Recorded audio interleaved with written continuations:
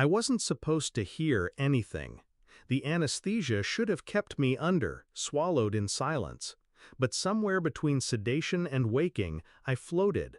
My body was still, my mind sharp. And then I heard his voice, my husband. "She'll be out for hours," he whispered. The words slithered into me like poison. Another voice followed, her voice, high, breathy, nervous. His pregnant girlfriend. And then the final strike, his mother. "Maybe she'll die and solve our problem." The way she said it, like she was hoping, like she was praying for it. I didn't move, I didn't breathe, but inside, a storm tore me apart. We met 12 years ago at a Christmas party. He was charming, magnetic, full of ambition. I was young, blinded by his certainty. He told me I steadied him, that I was his anchor. Back then, I believed it. I believed every promise, every vow. For years, I carried him, through late nights, missed payments, his failed ventures. I was there, paying bills, cooking dinners, cleaning blood off the bathroom sink after one of his drunken rages. He always apologized after, always swore I was everything to him. And I wanted to believe love was enough, but love doesn't erase the truth. The truth hides in shadows, in little mistakes, in whispers left behind. I noticed first with the perfume, not mine, a trace on his shirt. Then the missed calls, always from unknown. The way he locked his phone the moment I walked into a room. And then the message I wasn't meant to see. "The baby's kicking, wish you were here." I remember staring at the screen, numb, my pulse steady, no tears, no rage, just clarity. That's when my love for him died. The surgery came weeks later, a routine procedure, nothing life-threatening. But lying there, drifting between worlds, I realized fate had handed me something rare, proof, unfiltered, raw. They had outed themselves, and I was awake for it. When I finally woke up, I kept my eyes closed longer than I should have. I let the nurses whisper, let them trade glances. They had heard too, and unlike my husband, they had hearts. By the time I opened my eyes, the plan was already forming.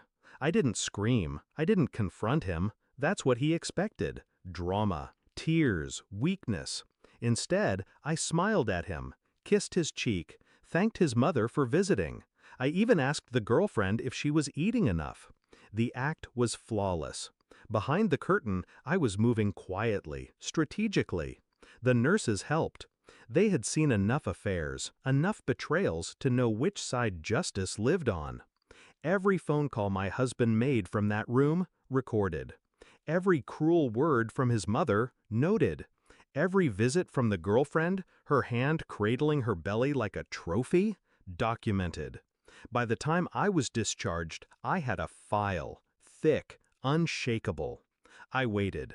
2 months, long enough for them to feel safe, to let their guard down. He served me divorce papers with a smirk. His mother gloated, saying I was finally out of their way. The girlfriend stood there, swollen, smug.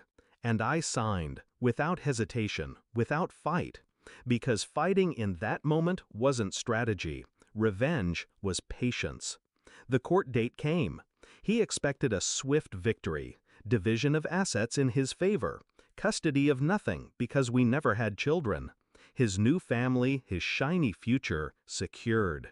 But when my lawyer stood and handed the judge the file, I watched his smirk fade. The recordings played, his voice, her voice, his mother's voice, hoping I would die. The judge's face hardened with every word. The photographs surfaced, him sneaking her into my hospital room, violating hospital policy, violating me. The medical staff testified, calm, professional, brutal. And the piece de resistance, the clause in our prenup that he forgot I wrote myself. Infidelity voided every right he had to my money, my assets, my home. The empire he thought he was stealing slipped through his fingers in minutes. The judge ruled in my favor. Assets, mine. Alimony, from him. his reputation publicly shredded. The girlfriend's face twisted when she realized what she'd signed up for. No mansion, no power, just a broken man now unemployed, his company severing ties to protect their image.